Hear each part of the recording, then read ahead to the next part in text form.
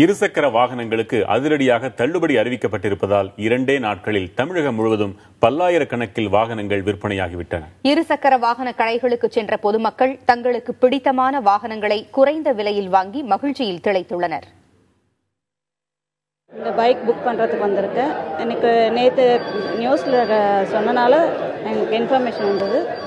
பத்ததுக்கு என் husband வேறு morning போய் நீ போய் பாரு, என்ன பைக் இருக்குது பாருன்னு செக் பண்ணி சொன்னார். ஸோ வந்து பார்த்தோம், ப்ளஷர் இருந்தது. ஸோ அது புக் பண்ணியிருக்கேன். 10 days எக்ஸ்டெண்ட் பண்ணால் இன்னும் ரொம்ப நல்லாயிருக்கும். இன்னும் ஹாப்பியாக இந்த சம்மருக்கு ரொம்ப ஜிலு நாங்கள் குழுக்குள்ள இருப்போம். இப்படி வாடிக்கையாளர்கள் மகிழ்ச்சியில் திளைத்திருப்பதற்கு இருசக்கர வாகன விற்பனைக்கான அதிரடி சலுகையே காரணம்.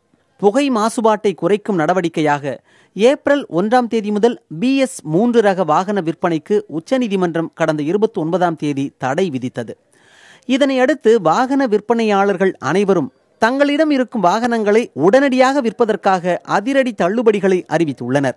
இதனால் அனைத்து வாகன விற்பனை கடைகளிலும் கூட்டம் அலைமோதுகிறது. வண்டிக்கு குறைஞ்சபட்சம் ஒரு 10,000-15,000 நம்மளுக்கு சேவ் ஆகுது. நடுத்தர மக்களுக்கு இது ரொம்ப யூஸ்ஃபுல்லாக இருக்குல்ல. பெரிய ஆளுங்கெல்லாம் இப்போ வண்டி புதுசாக வாங்கும்போது அதிக அமௌண்ட் கொடுத்து வாங்குவாங்க. நம்மள மாதிரி ஆளு வாங்குறதுக்கே இது நம்மளுக்கு ஒரு நல்ல ஆப்பர்ச்சுனிட்டி தானே.